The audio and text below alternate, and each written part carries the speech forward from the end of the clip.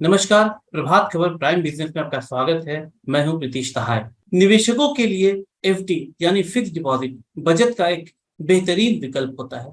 सुरक्षित ऋण प्राप्त करने के अलावा इसके जरिए टैक्स लाभ का दावा भी किया जा सकता है। ऐसे में निवेशकों के लिए एक अच्छी खबर है। देश के कई बैंक अपने एफडी की ब्याज दरों में बढ़ोतरी कर रहे हैं। इससे निवेशकों को फायदा होगा। आज हम एफडी पर ब्याज दरों के बढ़ते और छोटी बचत योजनाओं पर ब्याज दर में बदलाव नहीं होने के नफे नुकसान पर बात करेंगे। हमारे साथ मौजूद हैं बाजार के जानकार, जाने माने एक्सपर्ट जितेंद्र सोलंकी जी। जितेंद्र जी, आपका बहुत बहुत स्वागत है हमारे खास कार्यक्रम प्रभात खबर प्राइम बिजनेस में। नमस्कार प्रीतीश जी। जितेंद्र जी, सरकार ने छोटी बचत योजनाओं पर ब्याज दर में कोई बदलाव नहीं किया है, क्या कहेंगे इस पर आप?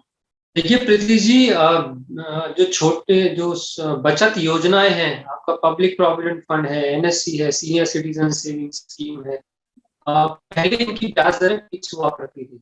लेकिन जब डीरेगुलेट हुई और उसके बाद ब्याज दरें अब सरकार हर साल डिक्लेयर करती है। और हर साल ये पहले साल में एक बार होता था, उसके बाद ये क्वार्टरली बेसिस पर डिक्लेयर होना शुरू हो गया जी। तो आपको सरकार बताती है कि इस बार आपको कितनी ब्याज दरों के हिसाब से कितना आपको ब्याज आपको बचत योजनाओं में मिलेगा। तो पब्लिक प्रोविडेंट फंड लें या हम एनएससी लें या कोई और हम बचत योजनाएं लेते हैं, तो उसके अंदर जो ब्याज आपको मिलता है, इसमें बहुत सी ऐसी बचत योजना है जिसमें ब्याज आपको टैक्स फ्री मिलता है। जैसे ये पब्लिक प्रोविडेंट फंड, इसमें ब्याज पे आपको टैक्स नहीं देना पड़ता है। लेकिन और जो दूसरी बचत योजनाएं हैं, उनमें जो ब्याज है, उस ब्याज पे भी आपको इंटरेस्ट रेट के अकॉर्डिंग आपको टैक्स पे करना होता है। तो यानी कि जो ब्याज आपको मिला है, उस पे आप पहले टैक्स भरेंगे, उस टैक्स के बाद जो आपके हाथ में आएगा, वो एक्चुअल में आपकी अर्निंग होगी उस बचत योजनाओं पे। ना अभी हम मौजूदा हालात की बात करते हैं, तो सरकार ने इस पे जो है ब्याज दरें नहीं बढ़ाई है। यानी कि जो ब्याज आपको पिछले साल मिला था या अभी जो लास्ट क्वार्टर में मिल रहा था, वही आपको ब्याज दर जो है कंटिन्यू रहेगा। हालांकि निवेशकों का जो है वो ये अपेक्षा थी कि जैसे ब्याज दरें बढ़ती हैं और अगर फिक्स डिपॉजिट रेट्स भी बढ़ रहे हैं, तो इन बचत योजनाओं पे भी रेट्स बढ़ेंगे। बट जैसा मैंने कहा कि अब क्वार्टरली बेसिस पे डिक्लेयर होते हैं, तो अगर इस बार नहीं बढ़ाया है और ब्याज दरें अगर बढ़ती हैं, तो आप उम्मीद लगा सकते हैं कि आगे भी जो है बचत योजनाओं में भी ब्याज दरें जो है वो बढ़ सकती हैं। तो मेरी राय में इससे कोई निराश होने की जरूरत नहीं है निवेशकों को। अगर ये ब्याज दरें अगर कम हुई है, तो जब इंटरेस्ट रेट बढ़ेगा तो ब्याज दरें बचत योजनाओं पे भी बढ़ेंगी। लेकिन इसकी अवधि में औसत आपको कितना रेट मिलेगा, वो इस पे डिपेंड करेगा कि पूरे जैसे पीपीएफ 15 साल है, तो 15 साल में कितने साल आपने किस ब्याज दर के हिसाब से आपने ब्याज इंटरेस्ट अर्निंग हुई आपकी, उसके अकॉर्डिंग जो है आपको टोटल 15 साल में क्या आपको अर्निंग हुई, वो तय करेगा। तो मेरी राय में इससे कोई जैसे मैंने कहा कि निराश होने की जरूरत नहीं है। अगर इंटरेस्ट रेट बढ़ेंगे तो इस पे ब्याज दरें भी बढ़ेंगी। मौजूदा हालात की बात करें कि जब ब्याज दर स्थिर अभी है, ना बढ़ी है ना घटी है, जो पहले था वही अभी भी है, तो ऐसे माहौल में किन निवेशकों को नुकसान होगा? देखिए, नुकसान मुझे नहीं लगता कि बहुत ज्यादा नुकसान इसमें होगा। नुकसान की बात हम तभी कर सकते हैं कि अगर ब्याज दरें बढ़ती रहें और सरकार जो है बचत योजनाओं पे ब्याज दरें नहीं बढ़ाए, तब हम उम्मीद कर सकते हैं या तब हम एक्सपेक्ट कर सकते हैं कि हाँ, निवेशकों को काफी नुकसान हुआ है। लेकिन जैसा मैंने कहा कि जो सरकार बचत योजनाओं पे जो ब्याज है, वो अब क्वार्टरली रिव्यू करती है और डिक्लेयर करती है।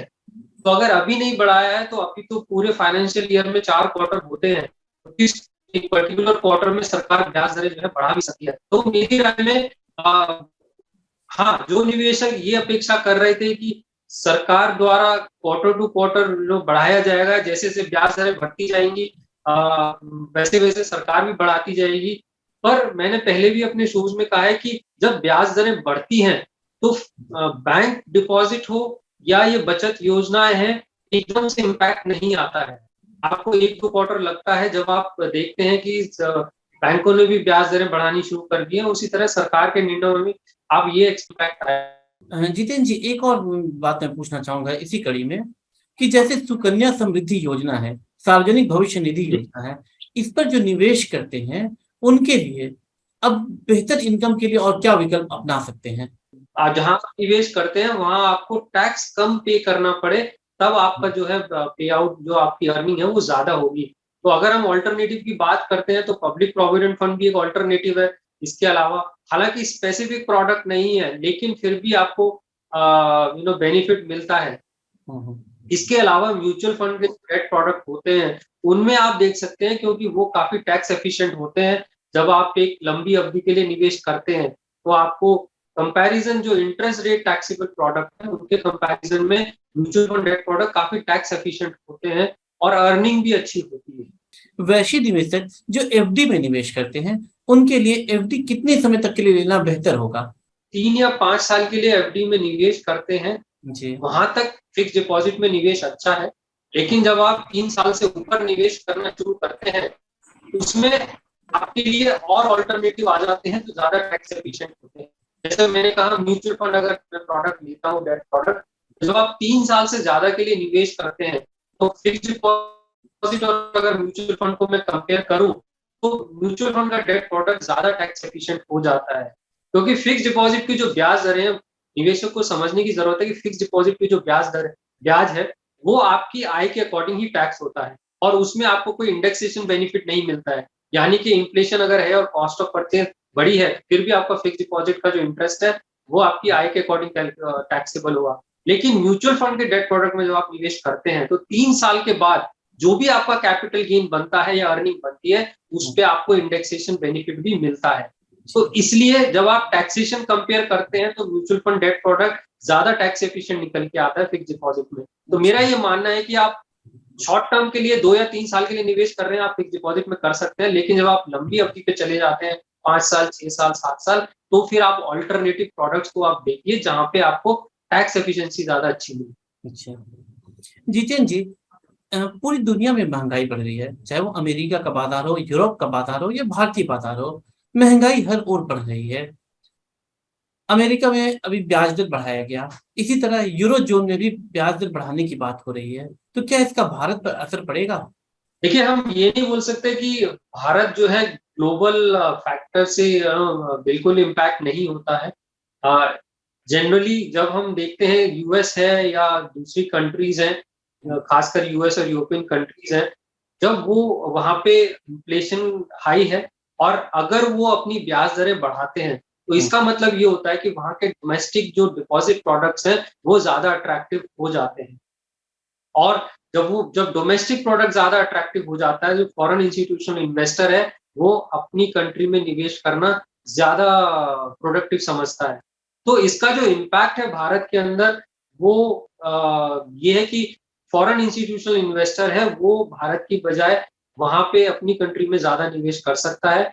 इसके अलावा अगर हाई इन्फ्लेशन है दूसरी कंट्रीज में, हम बहुत से प्रोडक्ट्स इंपोर्ट करते हैं, प्रोडक्ट्स के प्राइसेस राइज होते हैं, तो वहां पर भी जो है आप देख सकते हैं कि वहां पर भी एक इम्पैक्ट आ सकता है।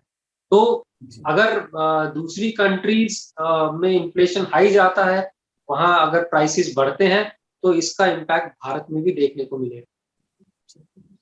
ये हमारे साथ जितेंद्र जी बात करने के लिए हमारे साथ मौजूद थे। जितेंद्र जी, जिन्होंने हमारे साथ बिजनेस से लेकर कई तरह की बातें की।